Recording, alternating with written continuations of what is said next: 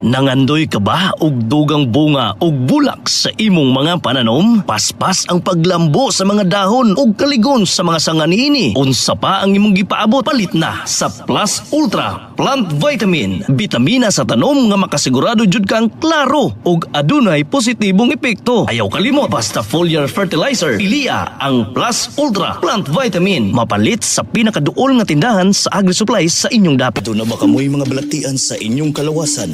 Sama sa thyroid problem, sakit sa baga, sakit sa kasing-kasing, dili makatulog, dili tama ang sirkulasyon sa dugo, nagatibugol nga mga dugo, high blood, diabetes, infection, sakit sa ngipon, sakit sa gums, anemia o guban pang mga balatian.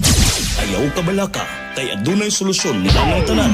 Aliya na ang pinakabag-o o pinaka-epektibong herbal capsule alang kanimo. Ang Thyresol Herbal Capsule.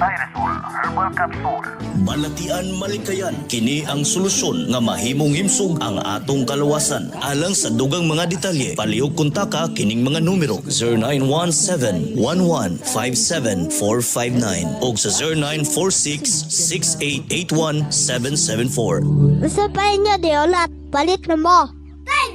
Mapalit sa musunod nga mga tindahan ug butika: Medidas Pharmacy, Custodio Convenience Store, Vijulis Bolts and Nuts, 4D and GM Enterprise sa Valencia City, Premier Drug Pharmacy, Genitolio sa Tagum City, Farm Care Pharmacy sa Banay-Banay, Advent Pharmacy sa Lupon, Davao Oriental, Veloci Store, Magadan Store, Virgie Dagoman Store sa Pagadian City, Abiho Iron Works sa Aglayan, Malaybalay City, NDC Account Office, Trendy Concept Boutique sa Panabo City, ug Evelyn Notarion Dry Goods Store sa Josefina, Zamboanga del Norte.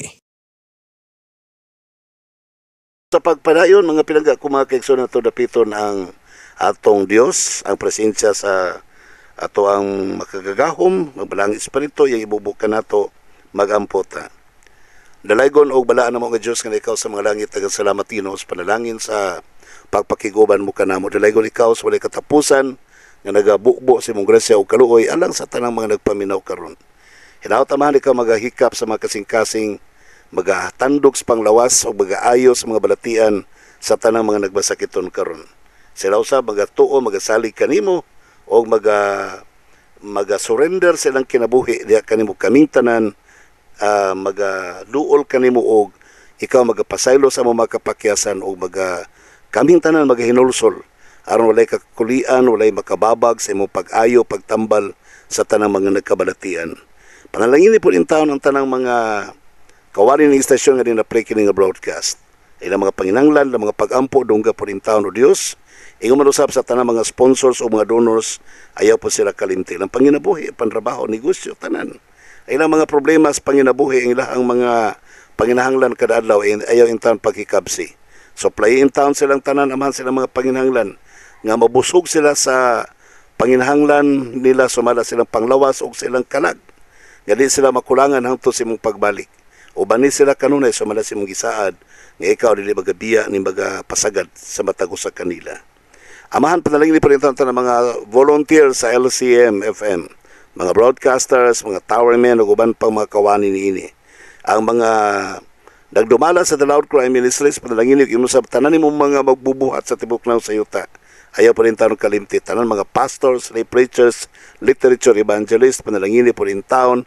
O ang tanang mga diin, kutob na ay mga katauhan ni mo sa tibok kalibutan, panalangin ko. Ang tanan na nagdumala sa buhat. Ang nagdumala pinagi sa General Conference of the Seventh-day Adventist Church. Ikaw magapanalangin. Amahan usbon ko, pasaylamin sa masala, salamat sa pagtubag mo sa among mga pag-ampo, kining tanan na magitugyan kanimo gilawman nga madawat, pinagi sa ngalan ni Jesucristo nga among maluluwas. Amen. Mahigalag kaigsonan, usang natawid karang kanimo. Would you be free from your burden of sin? There's power in the blood, power in the blood. Would you or evil of victory bring? There's wonderful power in the blood. There is power, wonder-working power in the blood of the Lamb. There is power, wonder-working power in the precious blood of the Lamb.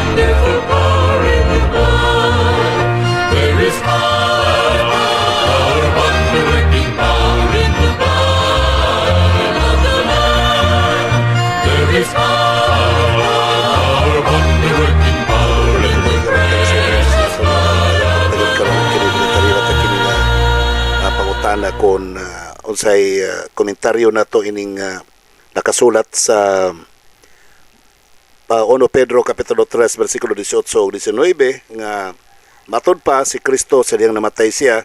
Namatay lang siya sa lawas pero buhi siya sa espiritu nga mibisita siya ngadto sa mga binilanggo nga kalag nga espiritu usab nga sukad pa masukad dito pa dabilanggo panahon pa sa panahon pa ni Noe, no, panahon kay wala nituo sa may balita. So mao ni nga to ang pagadugukan karon kay dinhin na tao ang ipasukad ang pagtulon-an nga dunay purgatorio.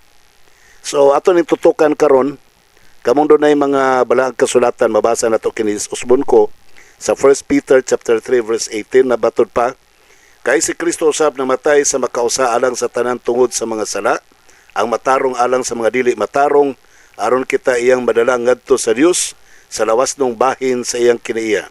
Kita gipatay apan nabuhi diha sa espiritu nga niini siya miadto og miwali sa mga espiritu nga didto sa sulod sa bilangguan. Unang punto, si Kristo namatay lamang sa lawas o dili sa espiritu, kay buhi siya sa espiritu. Gani kamatuoran ni ana sa ikaduhang punto, nagwali siya ngadto sa mga bilangguan nga diin espiritu nga nasa sulod sa bilangguan. Unang-una mga pinanggan ako mga kaigsuunan o gatong basahon,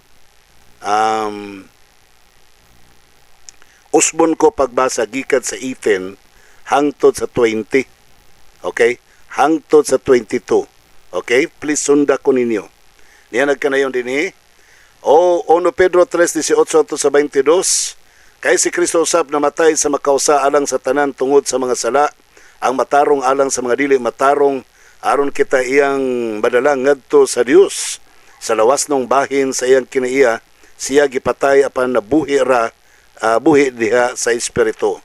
Nga niini siya miadto og niwali sa mga espiritu nga didto sa sulod sa bilangguan, nga kaniadto wala man nagpanuo sa diha nga sa mga adlaw ni Noe ang pailob sa Dios nagpaabot samtang gibuhat pa ang arka nga niini sila lamang kabuok, pipila lamang kabuok, sa ato pa 8 ka tawo ang naluwas latas sa tubig. Agig hulad niini ang bautismo usab nagaluwas kaninyo, karon dili ingon nga paglugod sa buling gikan sa lawas, kundi dili ingon nga pagpangamuyo diha sa tubangan sa Dios alang sa maayong kaisipan pinagi sa pagkabanhaw ni Hesukristo nga miadto sa langit o ganaa karon sa tuo sa Dios o nga kinaiya na ilalom ang mga malulunda o mga langitnong kamanduan o kagamhanan. So muna pangutana karon, una-una mo ni mga butang ato sulbaronon. Number 1 issue, ilista ninyo din na. Number 1, si Kristo ba, tinuod ba nga si Kristo sumalas na sabtan sa mga ubang relihiyon, ubang mga theologians, nga si Kristo namatay, ang lawas lang, pero yung espiritu wala. Kay gani yung espiritu, small e, may bisita pa ngadto sa mga espiritu, nga small e gyapon, dito sa sulod sa bilangguan, dito sa bilangguan, o niya, kansang mga dito sa bilangguan wala man nagpanuo sukat pas kaadlawan ni Noe. So tinuod ba nga si Kristo gipatay unya ang espiritu buhi? Okay, ikado niya ang iyang espiritu ni wali ngadto sa mga binilanggo. So tinuod bang dunay bilangguan sa mga tao nga mga espiritu na pod mga nangamatay na? So muli kadong punto kaigsunan. Ikatulong nga punto, doon na pa itsansa nga kato mga nangamatay panahon pa ni Noe nga naa sa bilangguan karon sa mga espiritu nga atuon na siya dito, walihan na sila dito, makahinulusol pa. Muna ikatulo. Ikaupat nga punto nga ang mga naluwas sa bilangguan gidala ni Kristo ngadto sa pag-atkayab niya siyang amahan. Kining bersikulo 19 nga niini kamo dunay mga Biblia diya. Nga niini siya miadto og miwali sa mga espiritu nga didto sa sulod sa bilangguan. So si Kristo human siya gilansang sa krus og namatay, miadto sa lubnganan, miadto sa purgatorio kumbaga, aron sa pagsubay, pagwali ngadto sa mga espiritong mga nangamatay na. Sa English Standard Version, versikulo 16 nagkanayon. Sa ikaduhang Pedro 3:16, matod pa ni San Pedro, doon na siya pasidaan. As he does in all his letters, when he speaks in them of these matters, there are some things in them that are hard to understand, which the ignorant and unstable twist their own destruction as they do to the other scriptures. Matud pa ni San Pedro nga ang sinulatan ni San Pablo lisod sabton. Lisod sabton nga ginatuis sa mga tao nga walay alamag aron mohaom sa ilang kaugalingong kalaglagan. Maupoy ng gibuhat sa uban pod nga mga bahin sa balaang kasulatan. So kining sinulatan ni San Pedro mahitungod sa kamatayon ni Kristo nga iyang espiritu miadto sa mga bilangguan. Gituis kini sa mga tao sumala silang kaugalingong gusto, paingon silang kalaglagan. Hangtod na himo nga doktrina sa atong kapanahunan. Now, unsa may meaning mo ni number 1? Unsay kahulugan? What is the meaning ni ining praise nga giingon? What is the meaning of the praise being put to death in the flesh but made alive by the Spirit? Unsay buti pasabot niya na? Unsay kahulugan but pasabot ni ining paksa o ni ining statement nga nagkanayon nga namatay siya sa unod apan buhi pinaagi sa espiritu. That's number 1 point. Number 2 point. To whom does the expression by whom at the beginning of the verse 19 refer to? So kining by whom, kining statement nga by whom, pinaagi kang kinsa, asa ni siya nagreferar? Sumala sa verse 19. Number 3, what is the meaning of the verb preached? Nagwali. Sa context, sumala sa passage. Number 4, who are the spirits in prison? Kinsa maning mga espiritu nga naa na bilanggo? And number 5, where and when did the events described happen? Asa, kanusa, ang maong pagpanghitabo nahimo. So man itong dugukan karon. Now, kining punto nga Jesus preached to disembodied spirits in hell. Dito sa lubnganan, dito sa imperno, kay matod pa nag-exist naman kunong imperno karon, o niya dito daw nagwali si Kristo sa mga taong matabang pa, o kinsay maghinulusol, mahawa sila sa imperno, maatos purgatorio, nagikas purgatorio, maatog langit. Mo nang interpretation sa uban. Some interpret the passage as declaring that Jesus, during the period between his death and resurrection, descended into hell and preached to the disembodied spirits of those who had died during Old Testament times. Nagtuo ang uban, sumala silang interpretation aning nga verse, nga sadyang si Kristo namatay og Bernes, Sabado, dito siya nagwali, dito siya nag-fellowship sa imperno, si Kristo. Dito siya nagsabat sa imperno, o nagwali siya dito sa mga espiritu nga nahimulag sa lawas. Mao nay ilahang interpretation. Tuod lagi aning bersikulo 19, usman na itong basa, bersikulo 18-19, kay si Kristo usap namatay sa makausa alang sa tanan, tungod sa mga sala, ang matarong alang sa mga dili matarong, aron kita iyang madala ngadto sa Dios sa lawas nung bahin, sa iyang kinaiya. Siya gipatay apan nabuhi diha sa espiritu, nga niini siya miadto og niwali sa mga espiritu nga dito sa sulod sa bilangguan. That is what they say, hell. Now, atong tutukan, kung mugamit ang Greek o Hebrew, kay ang New Testament was written originally in Greek. So, sabto na to as is where is. Sumala pa sa verse 18, matod pa, adunay kining put to death. gilitok sa Grigo og Thanatothes. Thanatothes, put to death.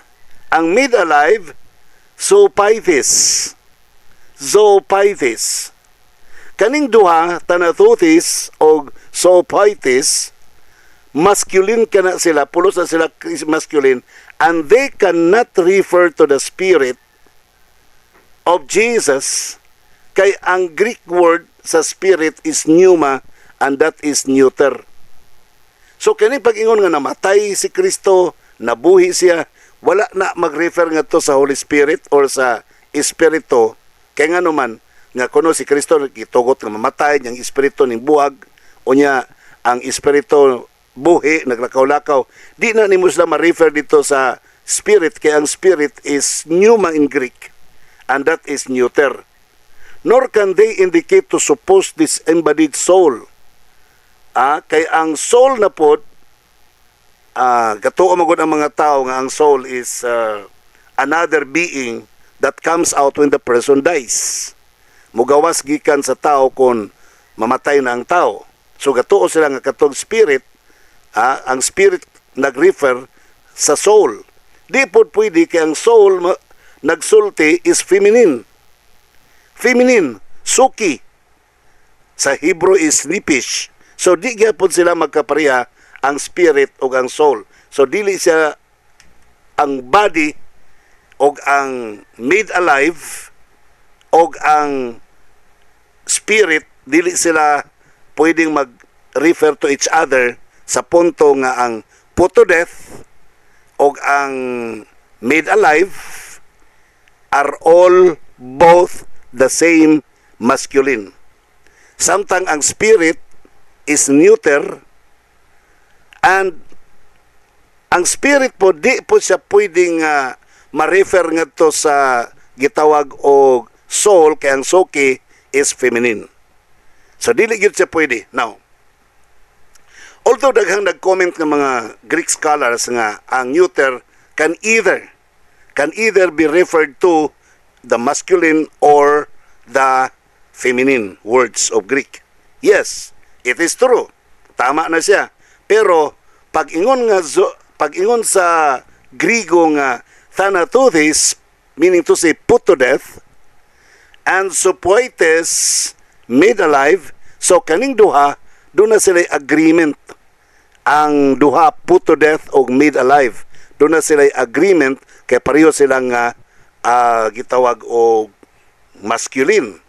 Pero ang spirit nga neuter, from the Greek word nga pneuma, dili siya makatouch ining duha, kay nagka-agree naman ang duha ka mga points of view kining Thanatothes and zoophytes. So dili na siya pwede manghilabot dito, kay nga naman it is another point ng spirit nga gihisgutan dinhi, and that is plain breath of life ang buot ipasabot. So pagsulti nga made alive by the spirit, made alive by the breath of life ang buot ipasabot. Dili as another embodied spirit nga dunay rasyonale, dunay pangatarungan, dunay pagpanabot, dunay discernment, dunay pagbati nga naglakaw-lakaw nga niwali dito sa purgatorio or sa ingala nila ng bilangguan sa mga espiritu. Okay? Now, upadayon ta. Kaning punto nga si Kristo nagwali ngadto sa mga tao sa wala pay lunop nga wa maghinulsol, wala makakabot sa paghinulsol. Mabasa na ilan ang gipasandig kana nga katarungan niini nga mga Bible scholars kuno sa laing relihiyon o sa ubang mga other religions.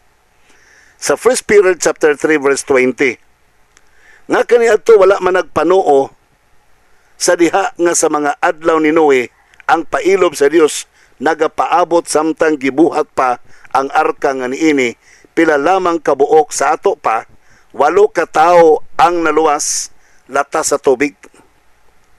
So dunay mga tawo kaniadto sa panahon pa sa wala pa ang lunop nga wala maghinulsol nga kansang espiritu nangamatay naman sila, ilang espiritu ni bulag silang lawas na bilanggo nga mao'y giwalihan ni Kristo.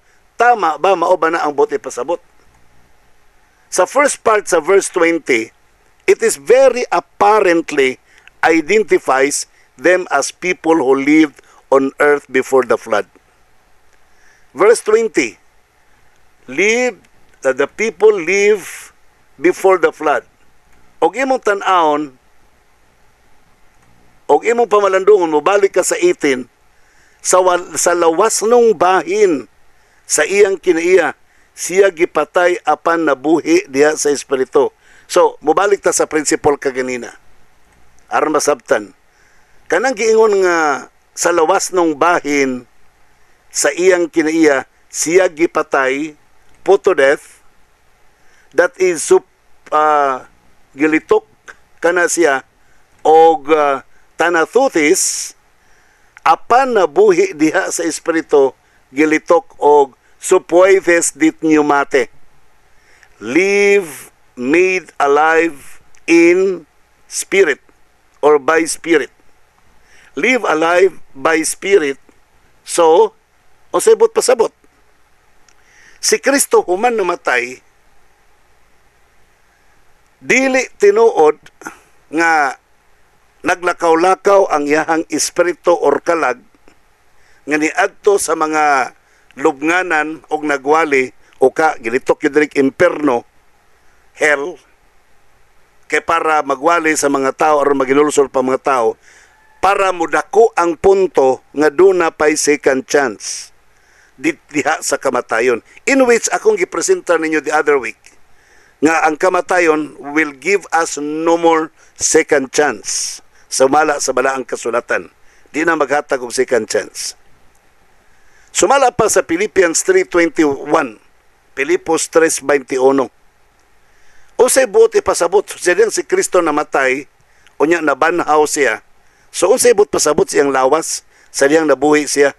Kaya para masabtan nato kanang giingon nga he was put to death and made alive by the Spirit. So unsay buot pasabot niya na sa pagkabanhaw ni Kristo, unsay buot ipasabot siyang lawas. Pilipos 3:21 nagkanayon, siya mao ang magausab sa atong timawa nga lawas aron kini mahisama sa iyang mahimayaong lawas. Human si Kristo namatay, nabanhaw siya. Nabanhaw siya sa espirituhanong lawas, nga buot ipasabot sa espirituhanong lawas, mahimayaong lawas. Nga kanayang mahimayaong lawas, sumala pa sa Lucas Kapitulo 24, 40, 41, 42. Dunay unod, dunay dugo, matod pa niya. Kaya ang mga tao, ang mga apostoles, kinsa man ka? Espiritu ka siya? No. Hikapan ninyo ako ang lawas. Tanawan niyo samad sa kong mga kamot o sa kong mga tiil. Ang agi sa linansangan dito sa krus. Kaya ang espiritu, walay bukog, walay unod. Sa sato pa, ang spiritual body ni Jesus Christ, human siya nabanhaw, dili espiritu nga walay unod o walay bukog, kundili gitawag siyang spiritual body of Jesus Christ kay nagpasabot usa ka glorious body. Unsa man ang glorious body ni Jesus Christ human siya namatay niya nabanhaw? Body nga dunay unod o dunay bukog, dili espiritu sumala sa tong nasabtan nga espiritu siyang naglakaw-lakaw. No. Usmo na ko pagbasa. Pilipos 3:21. Siya mao ang mag-ausab sa atong timawa nga lawas aron kini mahisama sa iyang mahimayaong lawas. Sa ato pa kung ako ikaw puhon itugot sa Ginoo nga mopahulay ta diha sa mga kamot ni Ginoong Hesus. Ini kabanhaw inigbalik ni Kristo, mabanhaw ta sa lawas nga di na madunuton, and that body becomes like the body of Jesus Christ, and that body of Jesus Christ is what we call a glorious body. Himahimayaong lawas nga matud pa ni San Pedro, nabuhi diha sa espiritu. Spiritual body, buti pasabot ni San Pablo, mahimayaong lawas.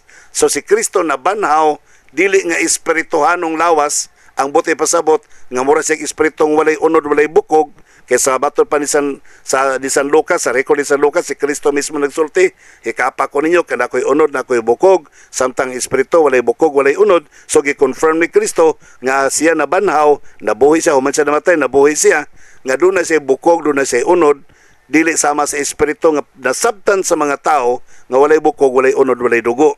Si Kristo, na siya bukog, na siya unod, na siya dugo, human sa pagkabanhaw, diha sa espiritu o gitawag ni San Pablo nga glorious body. So ikaw pod ako pohon maluing Ginoo, mamatay ta karon, hindi ka banhaw ni Kristo, hindi balik ni Kristo, banhawon ta ni Kristo, pohon ang atong lawas may sama sa lawas ni Kristo nga glorious body.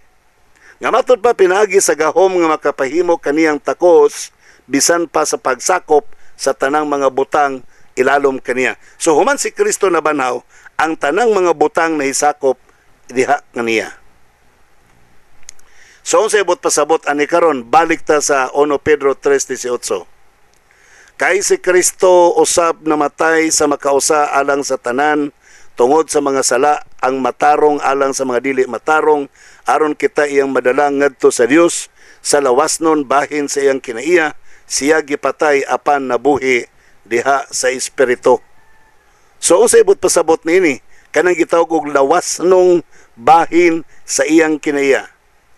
Siya gipatay apan nabuhi diha sa espiritu. So lawas nung bahin sa iyang kinaiya, napulihan og mahimayaong lawas diha kang Kristo. Human si Kristo gipatay sa lawas nung bahin sa iyang kinaiya, nabanhaw siya, nabuhi sa pag-usab sa mahimayaong lawas. So doon ay duha ka punto, balik ta atong Tanatothes og Supoites, ang buot ipasabot, gipatay siya apan nabuhi diya sa espiritu. What does it mean, mga higala? Okay? Ang Tanatothes nga mga tao, Tanatothes mensarke, buot ipasabot, Tanatothes sarke, sa to pa, gipatay siya diha sa lawas sa iyang kinaiyang tawhanong kinaiya. Supoites dit pneumate, nagpasabot, put to death by flesh and made alive in the spirit or by spirit. So gipatay siya diha sa unod, o niya nabanhaw siya diha sa espiritu. Sarke meaning to say flesh. Ang Greek word nga sarke nagpasabot og flesh probably indicates the physical nature that Jesus assumed in the incarnation. Katong unod nga gibitbit ni Kristo nga naumol gikan kang Birhen Maria, mao to ang iyang unod nga diin gitugot sa Dios Amahan nga mamatay. Nabanhaw siya sa unod nga gitawag og spirit body nga nagbuot pasabot glorified body of Jesus Christ. So the term is in contrast to pneumatic spirit, a contrast seeming to suggest that pneumatic refers to the glorified resurrection body of Jesus Christ. Now, konklusyon ta ana nga punto, wala pa ta mahuman, sirad-an na to na nga punto para masabtan. Kanang Tanatothes o Zopoites, namatay diha sa unod, nabanhaw diha sa espiritu. Ang buot ipasabot, Jesus died in his human mortal nature and was raised as a spiritual glorified being.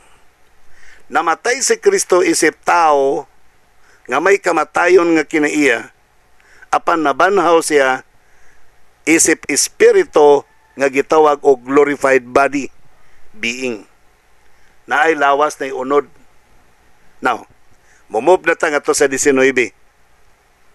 By whom also he went and preached to the spirits in prison. Si Kristo miadto sa mga lubnganan og nagwali. So, unsay buti pasabot mga pinangga na kong mga naminaw. Niini nga punto karon. By whom, o subol ko pagbasa, versikulo 19. By whom also he went and preached to the spirits in prison. Sumala pa sa Greek word ka ng prison is phylake, P-H-Y-L-A-K-E. Phylake. Ang spirit, pneuma, P-N-E-U-M-A. Ang spirit nga gisgutan din does not refer to human being nga namatay. Og tan-aw nimo ang balaang kasulatan pa once maghisgot og spirit, kung dili gininhawa ang bot pasabot, that refers to the angels and mostly to the fallen angels. Ang phylake is prison, ang pneuma most likely is referred duha man ang pasabot usbon ko sa spirit. Ha? Duha ang pasabot. Either nag simbolo sa gininhawa sa tao o gininhawa sa Dios. Ikaduha, nag-refer sa mga angels. Kasagaran pa jud, sumala sa pag-research, nag-refer sa fallen angels. Okay? Niyaha nga to ang nakit-an pag-research sa Biblia. Phylake meaning to say prison. 47 times nga word phylake makit-an nimo sa New Testament. Always do na say literal meaning. Always has a literal meaning and refers either to an actual prison or the individual guarding it. Sa to pa ang phylake 47 times gilitok. Apil na ning 1 Pedro 3:19 nga naghisgot og prison. Literal gid siya nga prisuhan ang bot pasabot. Nga dunay gagwardya niya na. Ato po ta sa pneuma, spirit to human sinners. 32 times 32 times the plural appears in New Testament and 24 32 man 24 refers to angels. And mostly pag yun sa 24 refers to angels, fallen ones ang bot pasabot, mga hulog ng mga angels. So saan ito pagsabot ani karon? So sabto na to kay siyempre hell man nagisgutan, imperno man ang giadtuan ni Kristo, human siya namatay, nabanhaw siya ni ato siya sa imperno, sa hell. So ay kuging na nga mga unfallen angels to. So ang bot ipasabot ni San Pedro, mga fallen angels ang giadto ni Kristo. But actually it's not about hell. Gitawag lang siya og hell because it was an abode of the fallen angels. Si Kristo niadto sa mga fallen angels. Niadto sa mga angels o sa mga fallen angels, human siya nabanhaw. Judas, o sara maning Judas nga libro mga higala. Versikulo 6. Angels who did not keep their proper domain, but left their own abode, He has reserved in everlasting chains under darkness for the judgment of the great day.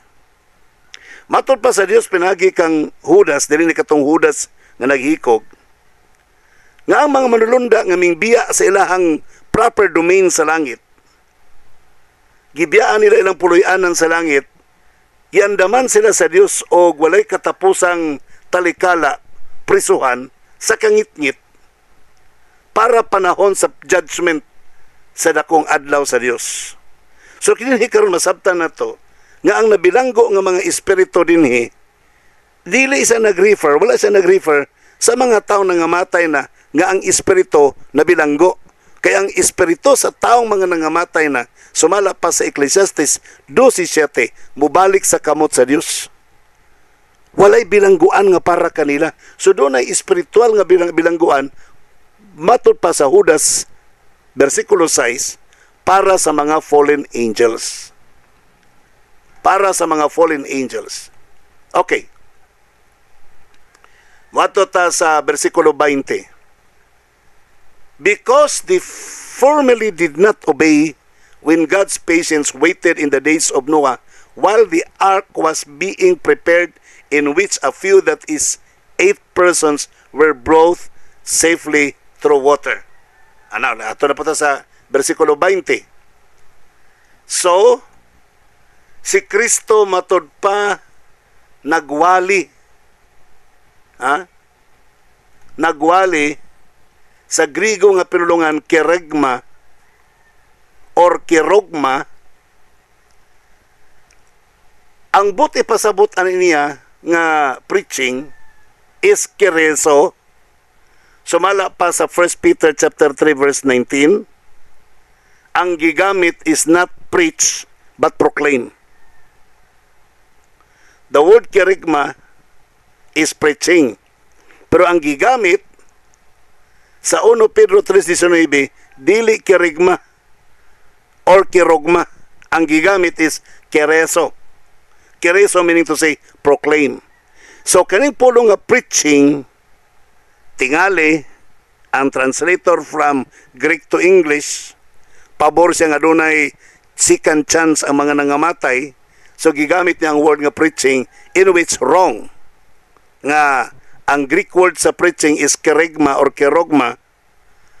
Pero originally sa Griego ang gigamit sa 1 Peter 3:19 is kereso, proclaim. So buti pasabot, human si Kristo namatay sa cross, nabanhaw siya sa pagkatulog ka adlaw, nagproclaim siya siyang kaugalingon. Buti pasabot, it was a proclamation of victory.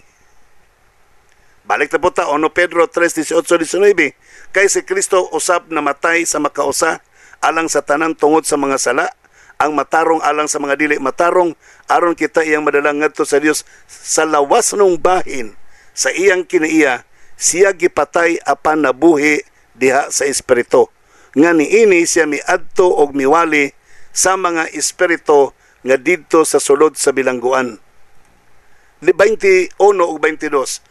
Agig hulad niini ang bautismo usab nagaluwas kaninyo karon, dili ingon nga mga paglugod sa buling gikan sa lawas, kundili ingon nga pangamuyo diha sa tubangan sa Dios alang sa maayong kaisipan. Pinagi sa pagkabanhaw ni Kristo Jesus nga miadto sa langit og anaa karon sa tuo sa Dios, og nga kaniya na ilalom ang mga manulunda og mga langitnong kamanduan o kagamhanan. So giproclaim niya ang iyang kadaugan. Iyang giproclaim ang iyang kadaugan. Iyang giproclaim dito sa mga manulunda, dito sa mga fallen angels, dito sa mga espiritu nga kinsang wala nito o bisan pa kaniadto before the flood. Sa wala pa panahon ang lunop. So ato mapamalandon ninhi karon og ato masabtan nga ang Dios human siyang kadaugan dito sa cross, iyang gideclare ang iyang kadaugan. Iyang giproclaim ang iyang kadaugan. Pinagi siyang pagpahibalo ngadto sa mga tao nga buhi o ngadto sa mga espiritu nga naa sa bilangguan, espiritu nga nabilanggo sa bilangguan sa kangitngit nga nagrefer sa mga fallen angels. Ang buot ipasabot. Okay? Now, dinhi ato mapamalandong. Sumala pa sa 1 Peter chapter 4 verses 1-3. Since therefore Christ suffered in the flesh, sa mga ning Tanatutis. Since therefore Christ suffered in the flesh, arm yourselves with the same way of thinking. For whoever has suffered in the flesh has ceased from sin, so as to live for the rest of the time in the flesh, no longer for human passions, but for the will of God. For the time of that is past suffices for doing what the Gentiles want to do, living in sensuality, passions, drunkenness, orgies, drinking parties, and lawless idolatry. Chapter 3 man to.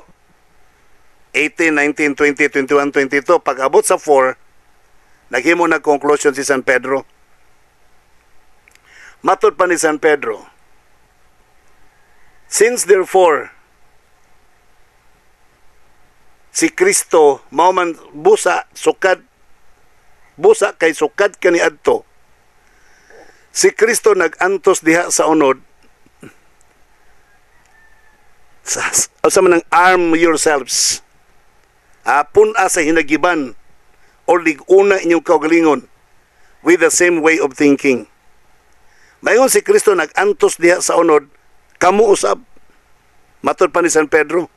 Or in other words, kung sa ato karon kita usab atong sangkapon ang atong kaugalingon sa sa maong hinagiban. So katong pag-antos ni Kristo diha sa unod, usa kato ka hinagiban nga gikinahanglan nga atong dawaton ang same way of thinking. Si San Pablo nagsulti siya sa Filipos 2:5, batonin ninyo kini nga hunahuna nga mabatonan ninyo diha kang Kristo Jesus. So the same way of thinking of Jesus Christ is the same way of thinking that we need to have. Mao gihapon nga pamaagi sa panghunahuna ang dapat ato mabatnan. For whoever has suffered in the flesh has ceased from sin. Kitang bisan kinsa sama kang Kristo nga niantos sa unod o niantos sa lawas, gani namatay pagyud sa lawas. Maningil tanatotes, namatay pinagi sa unod, buti pasabot, muundang na sa pagpakasala. So, as to live for the rest of the time in the flesh, no longer for human passions, but for the will of God. So, dili na ta magkinabuhi sa atong mga ganas kinabuhi, sa atong mga temptations, sa atong mga hilig, sa atong unod. Walaon tanana kay atong kinabuhian na ang kabubuton sa Dios ug unsay gusto sa Dios alang sa atong pagkinabuhi. Kay ang panahon milabay na, for the time that is past suffices for doing what the Gentiles want to do. Kadtong kinabuhi nga sama sa mga hintel nga sila ray magbuot o silang gustong buhaton without consulting or after walking after the will of God. Kadto hinintel to nga trabaho. Trabaho to nga iya sa mga hintel. Wala na to. Ang mga hintel manggod ang ilang gibasihan, ang ilang sensuality, ang gana ra gyud nila ilang basihan. Ang ilang harag yung unsay ilang gusto. Hubog-hubog, kasuko, mainom-inom, o kanang pagkinabuhing walay balaod o pagka madiyos-diyoson. So mauna ang pagkinabuhi sa mga hintel. So kita pod sama kang Kristo nga namatay siya sa lawas, ang katuyang mortal body wala na to, napulihan og immortal body mo na tong supoides, nabanhaw siya sa espiritu which is called the glorious body. So kita usab diha palang kadaan kang Kristo, although spiritually ang atong lawas, ang atong kinabuhi wala na ta sa unod, na ta sa espirituhanong pagkinabuhi, pero although ang atong lawas unod pa og mamatay, mortal pa ni atong lawas, mawala ang pagka-mortal niini when Christ shall come. Banhawon ta ni Kristo, or kung di man ta magi kamatayon, pulihan ni Kristo og lawas gadi na madunot. Mahimo na ni siyang glorious body sama sa lawas ni Kristo nga nabuhi pinagi sa espiritu. So mga kaigsunan, salamat kayo sa iyong pagpaminaw. Ang Ginoo magapanalangin kaninyo. Usbon ko karong Sabado, magkita ta ninyo dinhi sa Duhali Seventh-day Adventist Church, Duhali, Davao del Norte. Alang sa usa ka special program sa tanan nato mga kabatan-onan ginikanan, magtapok ta karong Sabado. Bring your own baon lang ta tanan. Nya apila lang po ko ninyo. Wow, thank you very much. See you there mga kapamilya. Ang tunay na magkapamilya walang iwanan. Okay? So salamat kay kaninyo ang Ginoo magauban. Special ni nga program, di na ni nato kung ma-miss ni ninyo karon, di na ta maka chance ani pa upagpaminaw sa uban pa, di ko ka sure kay busy kayo nga tong speaker karon na gyud ni tungod kay bakasyon. Okay, so thank you very much, God bless you and more power to you. Okay mga igala, usbon ko wa na magyud oras sa pagpakiguban. Salamat kayo sa tanang mga nagpaminaw, sa tanang mga donors, mga sponsors ato ang programa. Tingog sa paglaom, salamat sa pagpaluyon ini o sa kinatibuk-ang LCM-FM o The Loud Cry Ministries. Salamat kayo sa iyong gugma, pagtabang, nga bisan sa hagipot nga panahon, doon nagyapon may pagbati nga kini nga buhat sa radyo magpabilin hangtod sa pagbalik sa Ginoo. Katong atong mga sponsors, mga donors, ang Ginoo nagauban kanunay kaninyo, kami nagaampo pod para kaninyo. Palihog inyong mga suporta ipadala ninyo sa ato ang mga inlets sa ato ang buhatan. Doon natay pwede niyo ipadala ka sa The Loud Crime Ministries Incorporated bank account number 0401 033449001 Security Bank Davao City Rizal Branch. Pwede po didirektan niyo pagpadala kay Mrs. Marites Aminita sa 0965-429-6761. Tawagin ninyo si Mrs. Aminita 0965-429-6761. Pwede po sa GCash number ni Mrs. Mary Ann Meridas 0917-718-0269. O subon ko, GCash number ni Mrs. Mary Ann Meridas 0917-718-0269. O ingon man usab sa nagkalaiyang nga mga local treasurers sa panahon sa itong mga fellowship, dadon ninyo yung mga donation, pag-support ninyo sa itong buhat diri sa radio. Salamat po kayo sa tanang nagagamit sa Plus Ultra Plant Vitamin Fertilizer, foliar fertilizer. Salamat po sa tanang mga pasyente nga gamit ninyo ang ato ang nag-take in mo sa Thyrisol o Renal Boost. Thank you very much kaninyong tanan. Ang Ginoo magdugang pagpanalangin kaninyo. Osmon ko ba nagiura sa ngalan na lamang kanimo nga akong kapamilya kan Jesus Christ, nga may itong great provider. Ako sa inyong kapamilya ni mong ulipon sa pagwali sa mga balita. Pastor Israel Villiver the First magayon kanimo. Samtang ang tao muhilak magkiglalis o magkiglantugi, kana nagpasabot nga wa pa siya kakupsi sa iyang paglaom.